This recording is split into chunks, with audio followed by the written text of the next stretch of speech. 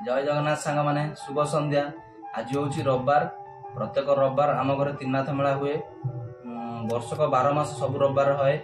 एबे मु जाऊँगी त्रिनाथ मेला आरंभ करी। ये हूँ आम ठाकुर घर सांग माने देखु। यही घरे आमर त्रिनाथ मेला हुए।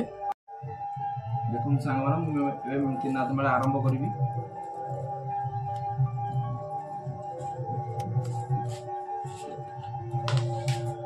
प्रथम मैंने आप मुर्ज पकड़े स्थान उपर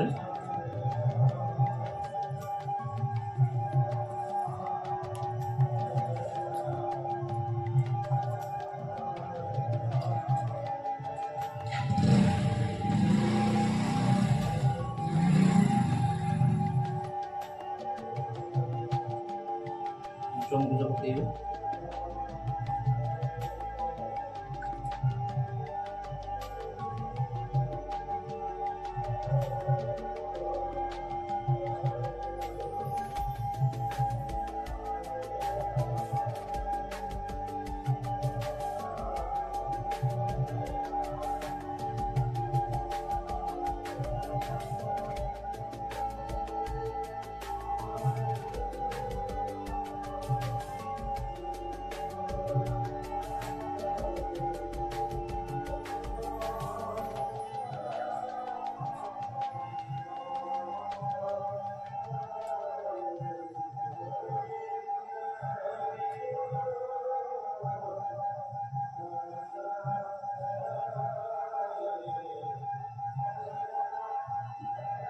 सब मन रखिए सांग मैंने गणेश को दाम रखिए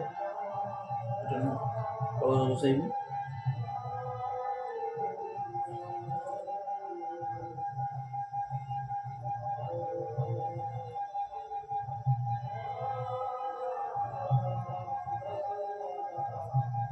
मुर्ज पका सरीगला।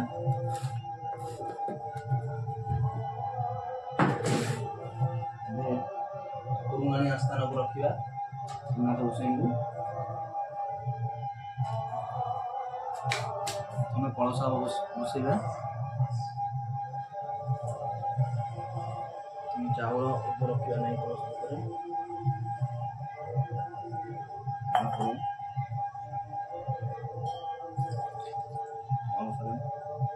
ढाला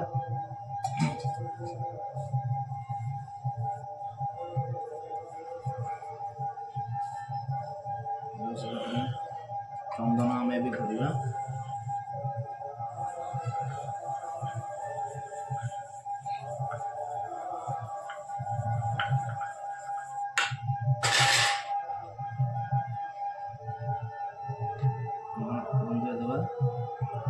कलश दवा चंदन चंदन भी मुझे सारे कलश सिंदूर दवा।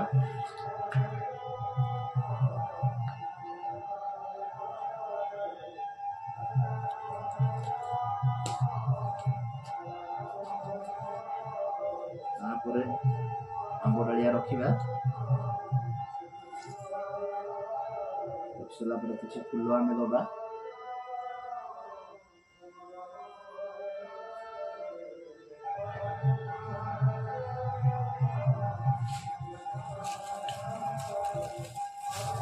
कलश कलश गुआटी को रखा।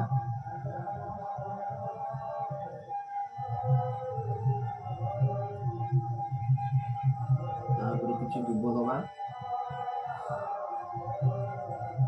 बटल पत्र किसी दबा।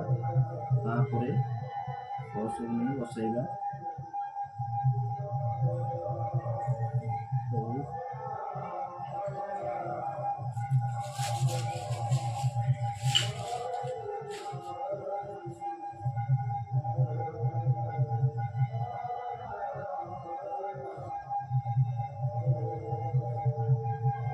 सब बसई सारा ठाकुर फूल दिवा।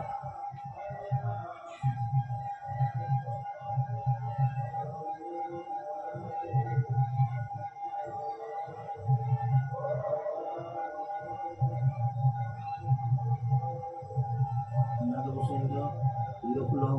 कुसुम फूल।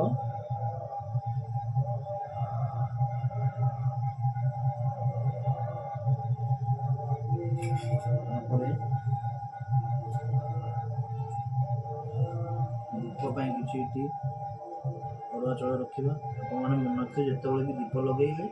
ତା ତଳେ କିଛି ଅରୁଆ ଚାଉଳ ଦେବେ ଏବଂ ଦୀପରେ କୌଣସି କାଠି ପକାଇଦେବେ। ଦୀପ ରଖିବେ।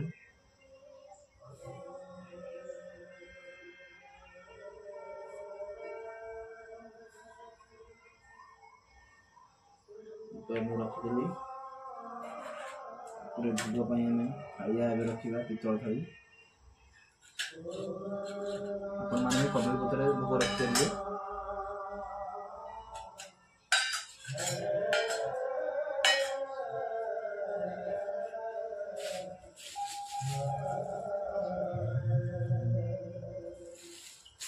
କଦଳୀ ରଖିବା ପାଇଁ ଚିଲମ ଷ୍ଟାଣ୍ଡକୁ ରଖିବା। ଚିଲମ ତିନିଟାକୁ କାଢ଼ିବା, କାଢ଼ିବା।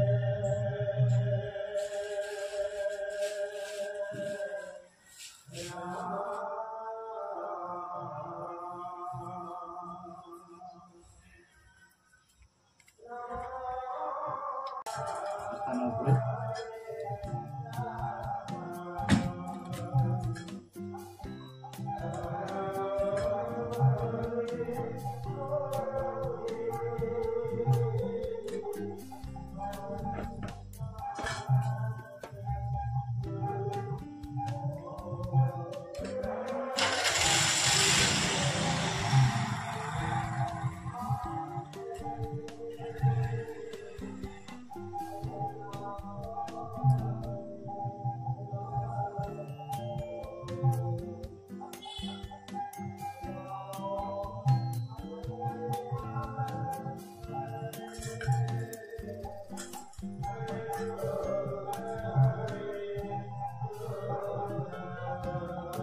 ଯାହା ବି ଆଣି ଭୋଗ କରିପାରିବେ, କଦଳୀ ହଉ ଫଳ ହଉ ଯାହା ବି ଆଣି ଭୋଗ କରିପାରିବେ।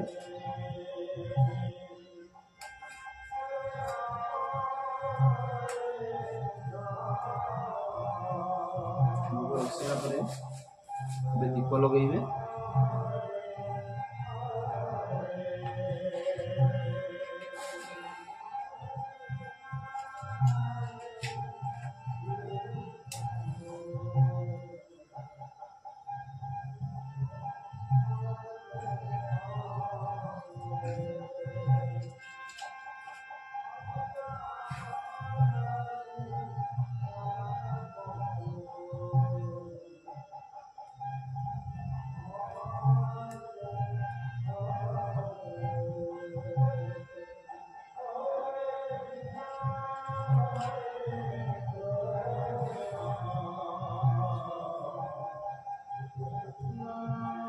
ଦୀପ ଲଗେଇଦେଲି।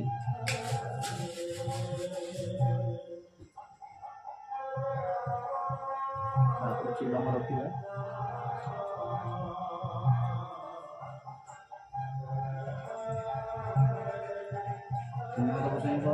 ଅତି ଜରୁରୀ ଭୋଗ ହେଉଛି ଏହି ଚିଲମ ଥିବା ଗଞ୍ଜେଇ। ଆମେ ପ୍ରଥମେ କଥା ରଖିଥିବା ଗୁଳା କଥାକୁ ଦେବା।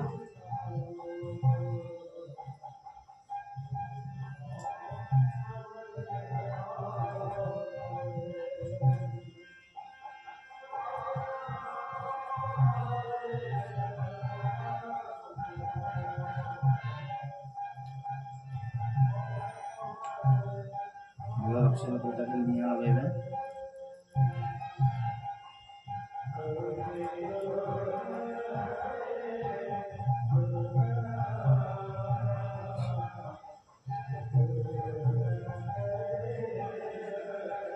ଆପଣମାନେ ଏଥିରେ ବହୁତ ଭଲ ଭାବରେ ନିଆଁ ଲଗାଇଦେବେ, ଯାହାକି ଗଞ୍ଜେଇଟା ଭଲ ଭାବରେ ନିଆଁ ଧରିବ।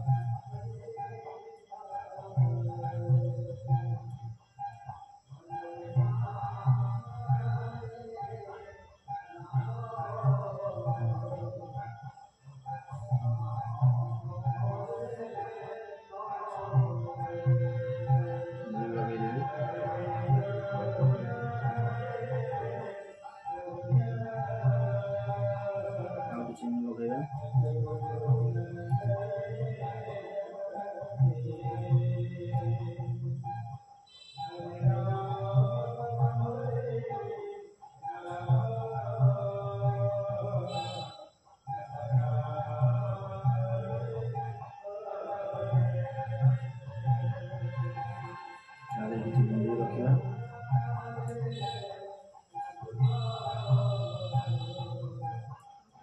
ସମର୍ପଣ କରିବା।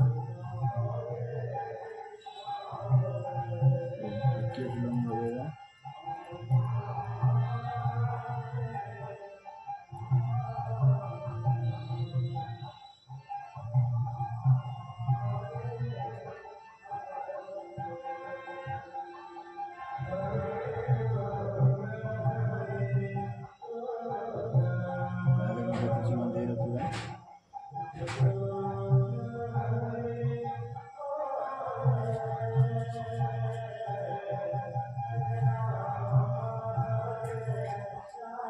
ଏବେ ଧୂପ ଲଗାଇବା।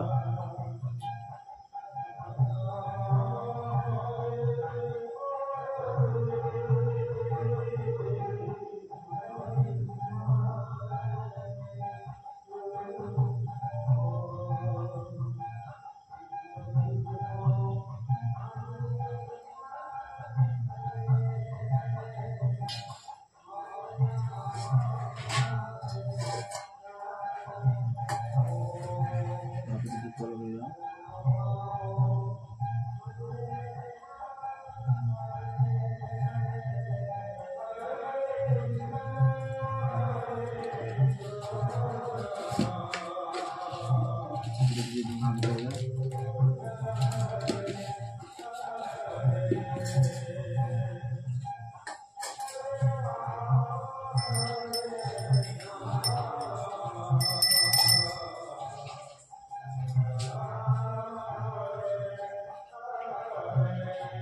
चिन्नाथ पुण्य आस्थान को विजय करंतु बलांद कबार हरि बोल। चिन्नाथ पुण्य आस्थान को विजय करंतु बलांद कबार हरि बोल। चिन्नाथ पुण्य आस्थान को विजय करंतु बलांद कबार हरि बोल। ओम श्री गणेशाय नमः। ओम श्री गणेशाय नमः। ओम श्री गणेशाय नमः। ओम श्री गणेशाय नमः। नमामि देवदत्तं चिन्नाथ भक्त वत्सलं ब्रह्मा विष्णु महेश्वर सुरपदुरं तं जगदवतिन्नाथ ब्रह्मा विष्णु महेश्वर त्रिशूलधारिं तं नमो नमः। नमामि देवदत्तं चिन्नाथ भक्त वत्सलं ब्रह्मा विष्णु महेश्वर सुरपदुरं तं जगदवतिन्नाथ ब्रह्मा विष्णु महेश्वर त्रिशूलधारिं तं नमो नमः। ओम श्री गणेशाय नमः। ओम श्री गणेशाय नमः। ओम श्री गणेशाय नमः। नमामि देवदत्तं चिन्नाथ भक्त वत्सलं ब्रह्मा विष्णु महेश्वर सुरपदुरं तं जगदवतिन्नाथ ब्रह्मा विष्णु महेश्वर त्रिशूलधारिं तं नमो नमः।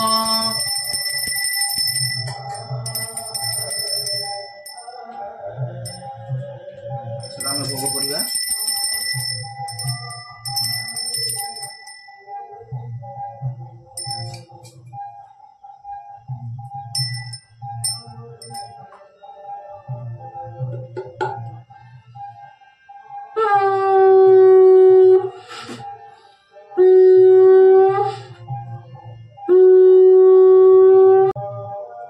ब्रह्मा विष्णु महादेव स्वरूप तं देवदवतीनाथ ब्रह्मा विष्णु महेश्वर त्रिशूलधारिं तं नमो नमः। चूण सुजने देई मन त्रिनाथ मेଳାର ଆଖ୍ୟାନ ଶୁଣିବ ହୋଇ ଏକ ଚିତ ପଦ ପଦ କହେ ଅମୃତ ଶ୍ରୀପୁର ବୋଲିଣ ଯେ ଗ୍ରାମ ବିପ୍ର ମଧୁସୂଦନ ନାମ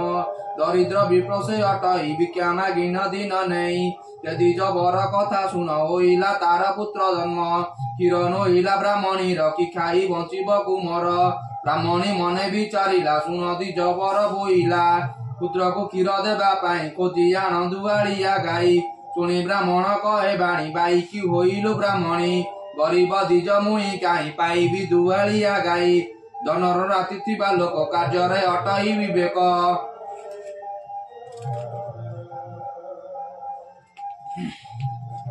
ଗଣ୍ଡାକ ଥାଇଁ ଯେଉଁ ଜନ ଧନ ସମ୍ପଦେ ପରିପୂର୍ଣ୍ଣ ତାହାକୁ ଲୋକେ ସଦା ଡରେ ବ୍ରାହ୍ମଣ ବୁବା ସେ ପଚାରେ ଏମନ୍ତ ଦିଜ ବର ବାଣୀ ଶୁଣୁ ଦୀକ୍ଷିତ ସେ ବ୍ରାହ୍ମଣୀ ଆଏ ବି ଦାଦା ତୁ କି କଲୁ ଦରିଦ୍ର ଘରେ ପୁତ୍ର ଦେଲୁ କି ଖାଇ ବଞ୍ଚିବ କୁମର ବାଳକ ହତ୍ୟା ହେବ ମୋର କ୍ଷୀର ନ ପାଇ ପୁତ୍ର ମଣି କାନ୍ଦିଣ ଲୋଟଇ ଧରଣୀ ଦେଖି ବ୍ରାହ୍ମଣ ବିଚାରଇ କି ବୁଦ୍ଧି କରିବ ମୁଇଁ ଏତେ ବିଚାରି ଦିଜ ବର ଯ କିଛି ଧନ ଥିଲା ତାର ତମ୍ବା ଯେ କଂସା ଯାହା ଥିଲା ଶ୍ରୀପୁର ହାଟରେ ବିକିଲା ବିକାରୁ କରିନ ସଞ୍ଚୟ କରି ସେ 5 ଟଙ୍କା ଆୟ ସେ ଟଙ୍କା ଘେନିଣ ବ୍ରାହ୍ମଣ ମିଳିଲା ଆପଣା ଭୁବନ ନିଜ ପତ୍ନୀ କି ତାହା ଦେଲା ଦେଖି ବ୍ରାହ୍ମଣୀ ତୋଷ ହେଲା ବୋଇଲା ଦିଜ ବର ଶୁଣ ଦୁଆଳିଆ ଧେନୁ କିଣି ଆଣ ବ୍ରାହ୍ମଣ 5 ଟଙ୍କା ନେଇ ବୁଲିଲା ଗ୍ରାମେ ଗ୍ରାମେ ଯାଇ ଯେ ଗ୍ରାମେ ମହାଜନ ଘର ଅତ୍ୟନ୍ତ ବଡ ସୌଦାଗର ସେ ଗ୍ରାମେ ମିଳି ଦିଜ ବର ଦେଖି ସନ୍ତୋଷ ମନ ତାର ଧନ ଧାନରେ ପରିପୂର୍ଣ୍ଣ ଅଟଇ କୁବେର ସମାନ ଗୋଦନ ଗୁଆଳ ଗୁଆଳ ଦୈବ ଘଟ ସୂତ୍ର ବଳ ବଉଳା ବୋଲି ଏକ ଗାଈ ସେ ବଡ ଓଲିଆ ଅଟଇ ବିଲକୁ ଚରି ବୁଲି ଯାଇ ପଡିଶା ବାଡିରେ ପଶଇ କେତିକ ରହି ସେ ଅପାର ଓଲାରି ଖାଏ ଘର ଦ୍ୱାର ଦିନେ ଦେଖିଲା ସୌଦାଗର ହୋଇକ ପରେ ଥର ହର ବୋଇଲା ମୁଖେ ନ ଚାହିଁ ଏ ଖେଣି ବିକି ଦେବି ମୁଇଁ 50 ଟଙ୍କା ହେବ ଏଥିରେ ଦରକାର ନାହିଁ ଏ ଖେଣି ଗ୍ରାହକ ପାଆନ୍ତି 5 ଟଙ୍କାକୁ ବିକି ଦିଅନ୍ତି ଏମନ୍ତ ସମୟ ବ୍ରାହ୍ମଣ ବୋଇଲେ ମହାଜନ ଶୁଣ 50 ଟଙ୍କା ହେବ ତୋର ତହିଁରେ ନାହିଁ ଦରକାର 500 ଟଙ୍କା ଦେବି ମୁଇଁ ଗାଈ ବାଛୁରୀ ଦିଅ ତୁଇ ତା ଶୁଣି ବୋଲେ ସୌଦାଗର ବାଛୁର ତୁହି ଦି ଜବର 50 ଟଙ୍କା ଗାଈ ମୋର ନେବୁ ତୁ 500 ଟଙ୍କାର ତା ଶୁଣି ବୋଇଲା ବ୍ରାହ୍ମଣ ସତରେ ସାଧବତ ନାମ ତୁ ବାକ୍ୟ ତୁହି ରକ୍ଷା କର ସତ୍ୟ ନୁହେଁ ସୌଦାଗର ଏମନ୍ତ ବ୍ରାହ୍ମଣ ବଚନେ ବାବଇ ସୌଦାଗର ମନେ ନ ଜାଣି କହିଦେଲି ମୁଇଁ ବ୍ରାହ୍ମଣ ଶୁଣିଥିଲା କାହିଁ ଦେବି ନ ଦେବି ଏଇ ଗାଈ ଆଜୁଅ ସତ୍ୟ ହେବି ମୁଇଁ ଏମନ୍ତ ମନେ ବିଚାରିଲା ଗାଈ ବାଛୁରୀ ଘେନି ଗଲା ସେଠାରୁ ଦିଜ ଚଳିଗଲା ଆପଣା ଭୁବନେ ମିଳିଲା ଦେଖିଣ ବ୍ରାହ୍ମଣ ଆନନ୍ଦ ମୁଖତା ପୂର୍ଣ୍ଣିମାର ଚାନ୍ଦ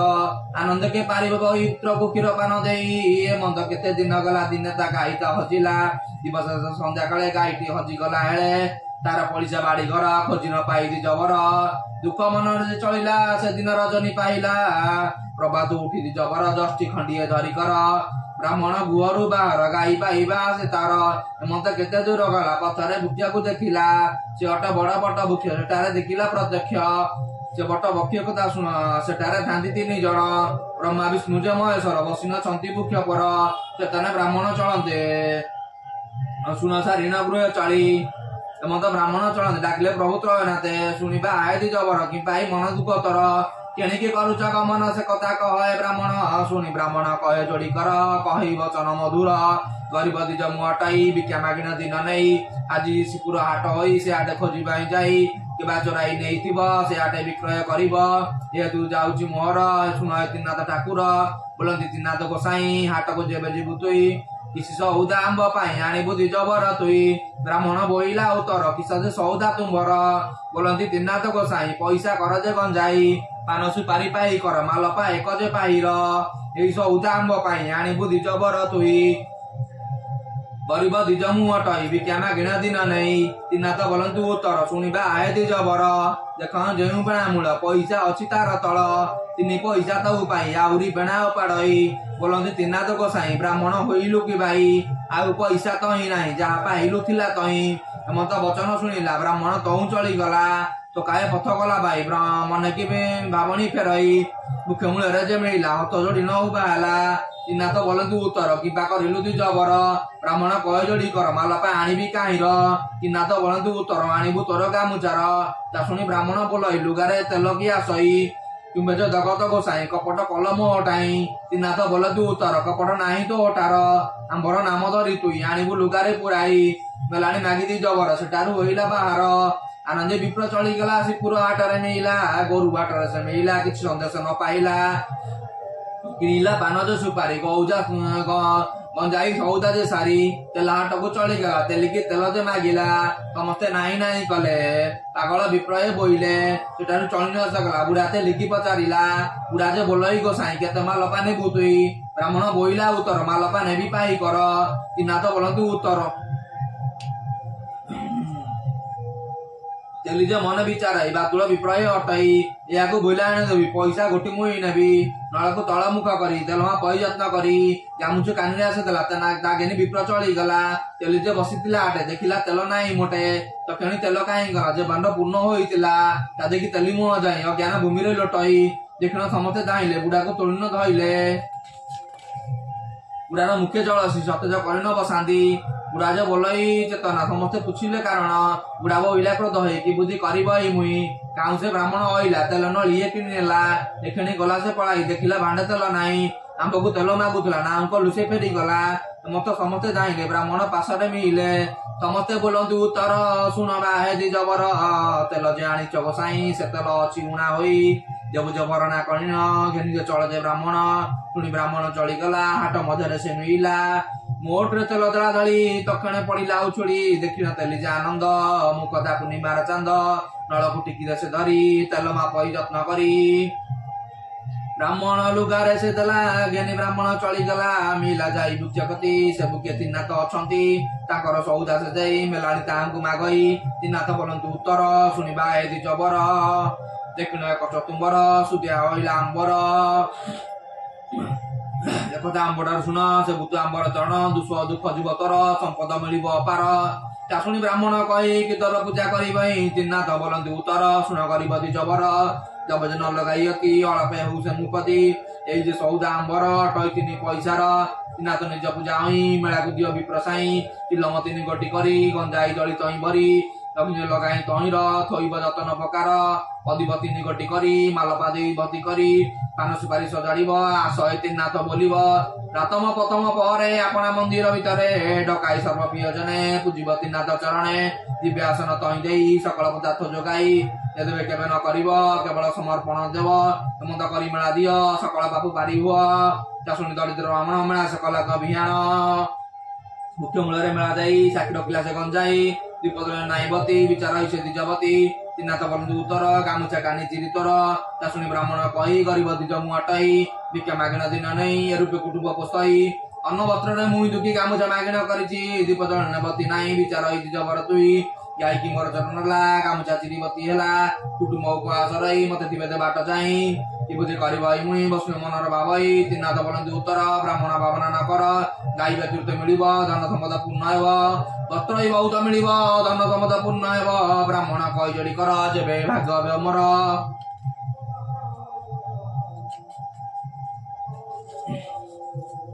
ଦେବୀ ଯେ ପାଞ୍ଚ ମେଳା ମୁଇଁ ଏକଥା ମୋର ସତ୍ୟ ହୋଇ ସେ ବଟ ବୃକ୍ଷ ମୂଳେ ରହି ପ୍ରଭୁଙ୍କ ମେଳା ସେ ଭିଆଇ ମେଳା ଦେଇ ନଦୀ ଜବର ଆନନ୍ଦ ଯୋଡ଼ିବେ ନିକର ଖଣ୍ଡେ ଦୂରକୁ ଘୁଞ୍ଚି ଗଲା ସାଷ୍ଟାଙ୍ଗେ ଦଣ୍ଡବତ ହେଲା ମେଲାଣି ମାଗି ଦି ଜବର ସେଠାରୁ ହୋଇଲା ବାହାର ମଧ୍ୟ ଖଣ୍ଡେ ଦୂର ଯାଇ ପଥରେ ଦେଖିଲା ଗାଈ ବ୍ରାହ୍ମଣ ମେନେ ବିଚାରିଲା ମତେ ତିନାଥ ଦୟା ହେଲା ଗାଈ ବାଛୁରୀ ସଙ୍ଗେ ନେଇ ଗୃହରେ ମିଳିଲା ଗଜାଇ ଦେଖିଲା ପୂର୍ବ ଗୃହ ମାନ ଧନ ସମ୍ପଦେ ପରିପୂର୍ଣ୍ଣ ଦେଖିନ ଆନନ୍ଦ ହୋଇଲା ପ୍ରଭୁଙ୍କ ମେଳା ପୁଣି ଦେଲା সকল লোকাঙ্কু ডকাই রূপে মেলা বিধি দেই রাজা যেতে লোক ଥିଲେ কোটিয়ে সম্পদ পাইলে দরিদ্র লোক যে ଥିଲେ কোটিয়ে সম্পদ পাইলে ধন হইলা প্রমিত চতুর্ভাগ যে পরাপত সে রাজ্য যেতে সৌদাগর নহিলা তাঙ্কর বেপার সমস্তে ধনমন্ত হই ধার করজ কলে নাই বুলাই জীবিকা তাকরে গুয়ারি কলা রাজা ঠারে রাজা বইলা সৌদাগর কিম্পা হইল আম্বপুর শুনি বইলে মহাজন আম্ব গুয়ারি তুম্বে শুণ মধুসূদন যে ব্রাহ্মণ দরিদ্র ভিক্ষুক সে জাণ সে পুর হাটରେ ସେ ଯାଇ ତିନାଥ ନାମେ ମେଳା ଦେଇ ତିନାଥ ବୋଲି ସେ ଠାକୁର ତାଙ୍କୁ ବୁଝିଲା ଦି ଜବର ସକଳ ସମ୍ପଦ ଆବର ଲଭିଲା ସେଇ ଦି ଜବର ତେନକ ଯେତେ ଜନ୍ମ ଥିଲେ ତିନାଥ ପୂଜା ସର୍ବେ କଲେ ଅନ୍ଧବଧିର ଲୋକ ଯେତେ ମୁକ ବୋଲି ସମସ୍ତେ ନଇଲା ଧନ ଦାନ ଯଶନ କୁବେର ସମାନ ବେପାର ବୁଡ଼ିଲା ଆମ୍ବର କି ରୂପେ ହେବ କାରବାର একথা শুনি নপতি হইলা বড় কুপমতি সকল প্রজা ডকাই বইলা রাজরস হই তিনাথ বলি কি ঠাকুর তাহাକୁ তুমি পূজা কর সে পূজা যোজন করিব 50 টঙ্কা সে উদব 6 মাসে কয়দি কটিব নইলে শুনি সে পাইব এমতে সর্ব শুনি গলে আপনা ভুবনে মিলিলে প্রভু যে কথা জানিলে রাজাକୁ দণ্ড যে বেহিলে রাজার বড় পুଅ জଣ তাহার হইলা মরণ এনাথ মেলা নিন্দা কলা তাহার বড় পুত্র মলা রাজর নগর চহল সুবই মুখরা বগল জনপদ রাতে দিলে সমস্ত শূন্য দাইলে কেবল দৈবরে ভূত কেবল মলরা জুত ভূত বদন চাই করি বসি কান্দই দণ্ডধারী কথা শুনি মাদই কান্দই মুন্ড কোড়ি হই শূন্য পত্র মন্ত্রীগণ সমস্তে কদন যোদন তদনদন সাইন ডকাই সব বন্ধুগণ ভূতକୁ ଜାଣିଲେ ଦାହ କରିବା ବିଚାରିଲେ ସ୍ୱର୍ଣ୍ଣପଦରେ ନୈତତ କେଞ୍ଚଳ ରାଜତଟ ଭୂତକୁ ଲକ୍ଷଣ ସେଠାର କରନ୍ତି ଅଗ୍ନିର ବିଚାର ତା ଦେଖି ପ୍ରଭୁ ଦୟନାଥ ବିଚାର ଆପଣା ଚିତ ପଞ୍ଚାୟତ ସୁତ ଆମ୍ବର ନାମ ବେଖାତ ମତ ବ୍ରାହ୍ମଣ ବସଣା ଆସି ମିଳିଲେ 3 ଜଣ 3 ବ୍ରାହ୍ମଣ ରୂପ ମିଳିଲେ ତିନାଥ ଗୋସାଇଁ সকল ଲୋକ ମଳି ଏଠାରେ ବସିଛ କି ପାଇ ଏ ପିଲା ଶୋଇଛି କି ପାଇ ଆର ଉଦୟ ଜ୍ଞାନ ନାହିଁ ଏକଥା ଶୁଣିଲେ ସମସ୍ତେ କହନ୍ତୁ ତିନାଥ କତେ କିସ କହିବୁ ଦି ଜବର ମଲା ଯେ ରାଜର କୁମର କିନ୍ତୁ ସକଳ ନ ସହି ତା ପୁତ ମଲା ଯେ କି ପାଇ ତିନାଥ ବୋଲନ୍ତୁ ଉତ୍ତର ମରି ନାହିଁ ରାଜକୁମାର ତିନାଥ ଅପରାଧ ଯୋଇ ସେଥି ଯୋଗୁଁ ତାର ମୃତ୍ୟୁ ହୋଇ ଏବେ ଜଗନ୍ନାଥ ଉଠି ବସିବ ତାର ସୁତ ମେଳାରେ ମାନବର ତେବେ ତ ବଞ୍ଚିବ କୁମର ଏତେ କହିନା ପ୍ରଭୁ ତଇ ଶୂନ୍ୟରେ ଗଲେ କୋଉ ଭାଇ ତିନାଥ ନାମ ସପ୍ତଭାର କହିଲେ ପୁତ୍ରର କର୍ଣ୍ଣର ମାନ ସେ ପାଞ୍ଚମଳା ଉଠି ବସିଲେ ରାଜବେଳା ତିନାଥ ନାମ ପୁଣ ପୁଣ ସବୁ କରନ୍ତୁ ଉଚ୍ଚାରଣ ଦେଖିନ ହଇଲେ ଆନନ୍ଦ ମୁକୁତା ପୂର୍ଣ୍ଣିମାର ଚାନ୍ଦ ତୁବଇ ମୁଖରା ବଗଳ ଯୋଶନ ସମୁଦ୍ର କଲ୍ଲୋଳ ଏକାଳେ ଏକ ସଦାଗର ନାବଗନ ଦରିଆର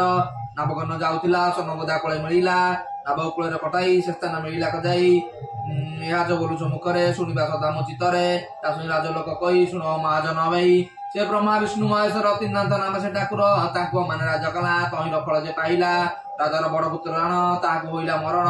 ମୁଁ ତ ବାଳକ ଆମେ ଆଣି ଦେବାକୁ ବସିଥିଲୁ ବନି ତା ଦେଖି ପ୍ରଭୁ ଦୟା କଲେ ମୁଁ ତ ବାଳକ ବଞ୍ଚାଇଲେ ଆମେ ମାନିଲୁ ପାଞ୍ଚମାଳା ଉଠି ବସିଲା ରାଜବଳା ତା ଶୁଣି ଧନ୍ୟ କୁମର ନାନ୍ଦ ହଇଲା ମନର ଏମତେ ପ୍ରଭୁ କାହିଁଥିଲେ ମୁଁ ତ ବାଳକ ବଞ୍ଚାଇଲେ ସାତ ନୌକା ଯେ ମୋର ଲାଗିଛି ନଦୀର କୂଳର ଶୁଭରେ ଫେରି ଆସିବି ଗୃହକୁ ଗମନ କରିବି କିଛି ଅନିଷ୍ଟନ ଦେଖି ପ୍ରଭୁଙ୍କ ପାଞ୍ଚମାଳା ଦେବି ଏମତେ କାମନା ସେ କଲା ନାବ ଚଳାଇ ବେଗେ ଗଲା ବିଦେଶ ରହି ମହାଜନ ଲାଭ ପାଇଲା ବହୁଜନ ପ୍ରବେଶ ନିଜ ରାଜ ଯାଇ ନାବ କୂଳରେ ଲଗାଇ ମାଝି ମାଲ୍ୟତା ଥିଲେ ଗୃହକୁ ଧନ ବହି ନେଲେ ଧନ ଦକ୍ଷିଣ ଭଣ୍ଡାର ଆନନ୍ଦ ହେଲା ସୌଦାଗର ଧନ ଦକ୍ଷିଣ ବଳ ହେଲା ପ୍ରଭୁଙ୍କ ମେଳା ପାଶୋରିଲା ତା ଜାଣି ପ୍ରଭୁ କୋପ କଲେ ଧନୀକୁ ଦଣ୍ଡ ଦେବେ ହେଲେ ଅଧକ ମାଲ ନେଇଥିଲା ଅଧକ ଜଳରେ ବୁଡିଲା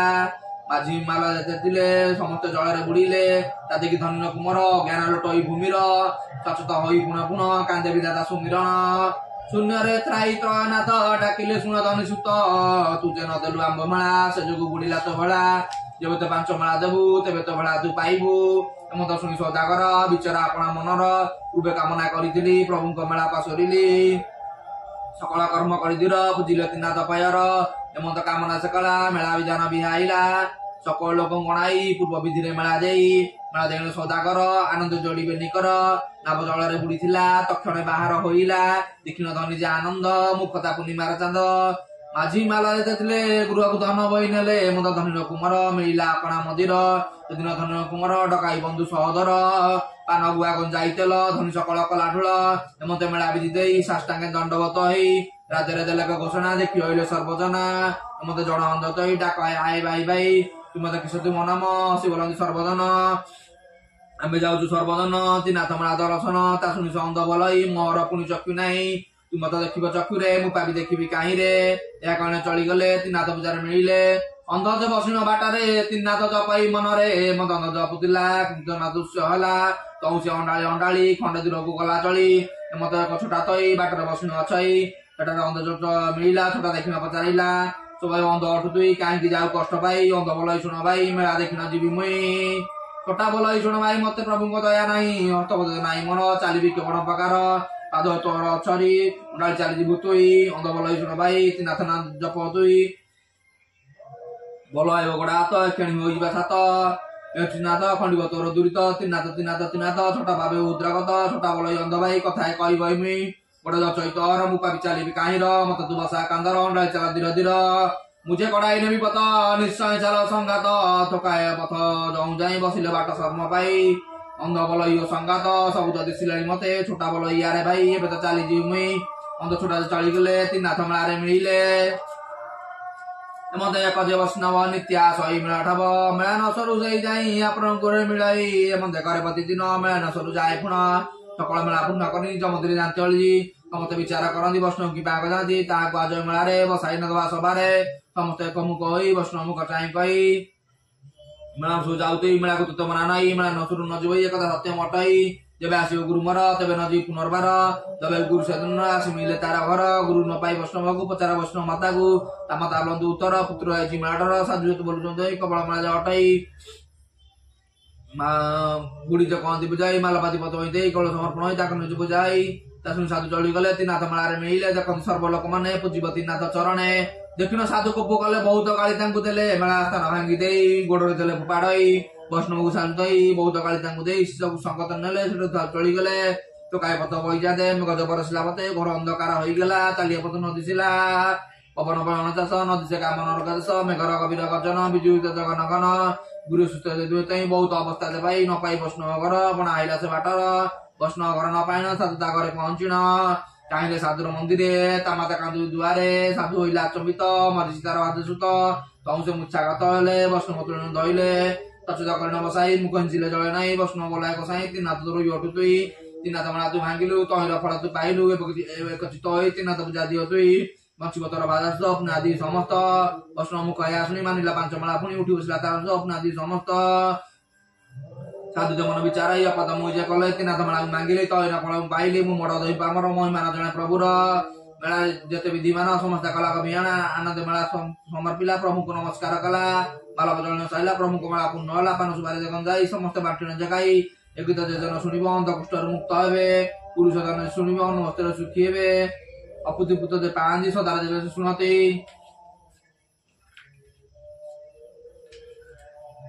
ହାସ ଦେ ଏହାକୁ କରିବ ଅନ୍ନ ବଦିର ସହିବ ପୂଜାକୁ ତାଙ୍କ ତ ବ୍ରହ୍ମଣ ଆଣି କରିବ ସମର୍ପଣ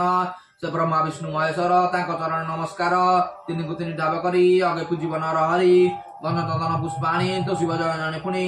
ନଦେବ ସମର୍ପଣ ଦବ ଯେ ଯାହା ସୁଖ ମନା ଆସିବ ତାମ୍ବୁଳ ତିନି ଭାଗ କରି ଆଗେ ରଖିବ ଯତ୍ନ କରି ଆସ୍ଥାନ ତୈଳ ଉପରେ ଗଣେଶ ରହିବେ ବାମରେ ତିନି ବତି ଜଲ ଗାଇବ ଆସ ତିନିନାଥ ବୋଲିବ ସବୁଜ ଅର୍ପଣ କରିବ ତିନିନାଥ ଚରଣେ ପଡିବ ସମସ୍ତେ ଏକ ମନ ବସି କଥା ଶୁଣିବ ହେବ ଦୋଷୀ ଅସଦ ବାଣ୍ଟିଣ ଖାଇବ ଅଳ୍ପ ବହୁତ ନ କହିବ ଏ ଗୀତ ହୋଇଲା ସମ୍ପୂର୍ଣ୍ଣ ତିନାଥ ବୋଲ ସର୍ବଜନ ଏ ଗୀତ ହୋଇଲା ସମ୍ପୂର୍ଣ୍ଣ ତିନାଥ ବୋଲ ସର୍ବଜନ ଏ ଗୀତ ହୋଇଲା ସମ୍ପୂର୍ଣ୍ଣ ତିନାଥ ବୋଲ ସର୍ବଜନ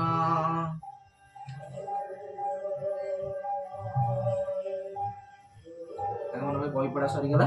ଆମେ ଏବେ କର୍ପୂର ଆଳତି କରିବା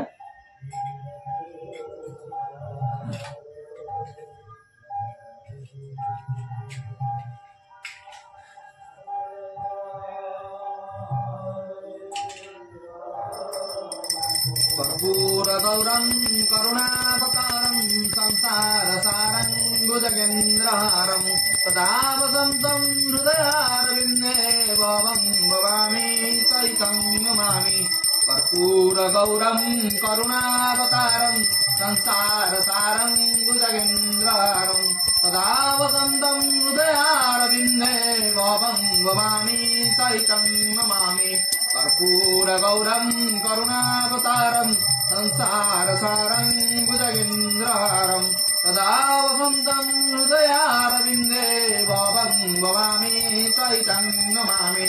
भवं भवामि सहितं नमामि भवं भवामि सहितं नमामि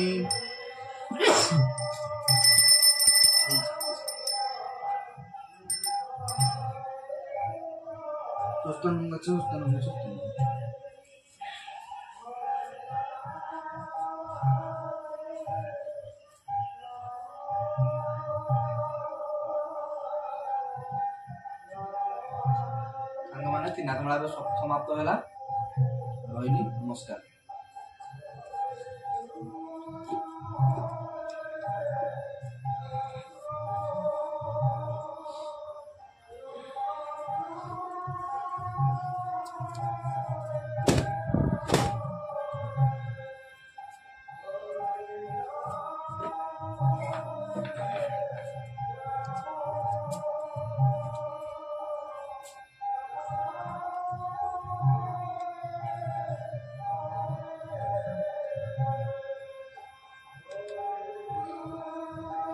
आशा करछि आपण मान बहुत भलर थिबे आपण दिनटी आज बहुत